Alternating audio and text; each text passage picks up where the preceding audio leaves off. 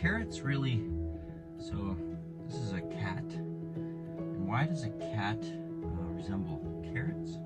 Well, because not all cats are the same, and that's like gold. And gold is very similar because gold, unless it's pure, which is 24 karat, all the rest is a mix, just like this cat here. So this is pretty much a white cat underneath, and it's a calico on the back. So carats in your gold, for example, is important to know that it really doesn't matter. And why I say that is because gold has a very low melting point, and you can melt it at, I think it's 1164. But in reality, gold can just be remelted and reused. And that's why it's the #1 recycled element on the actual planet.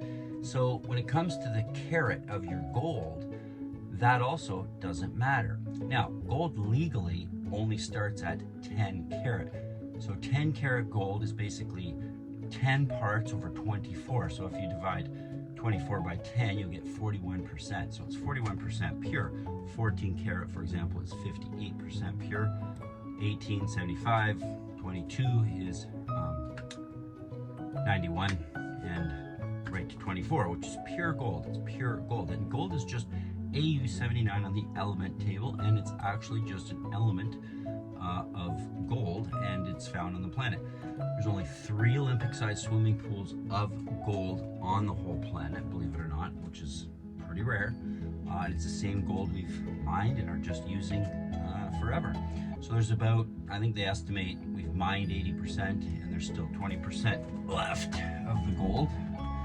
But other than that, gold is just a rare element on the planet. It's used about 50% for jewelry around the world. I think it's about 20% or something like that is investment. Another 10 or 15 is central banks. Another, I think 1% is aerospace and space exploration, and there's a few other little items. But the main half of the gold in the world is used for jewelry, but it holds value. So remember that. And carat doesn't matter, especially when it comes to selling your gold, because all gold is measured at spot market price, the purity of it. So if you have 10 karat and you know that the price is $4,500 Canadian, say an ounce, which that's around, it's a little bit higher now, but say $4,500 Canadian for 1 troy ounce, then you can simply times it by 0.41, and that's your 10 karat price on 1 troy ounce of gold.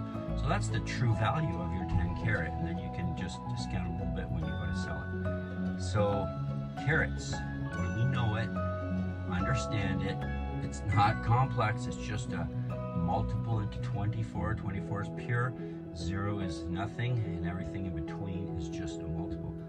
Gold starts at 10 and goes up, because anything kind of less than 10, they don't consider it gold, because there's more of the other elements in it than real gold.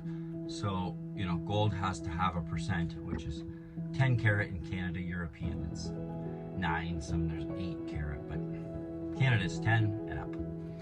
Know your carats, be smart, sell smart, know your gold.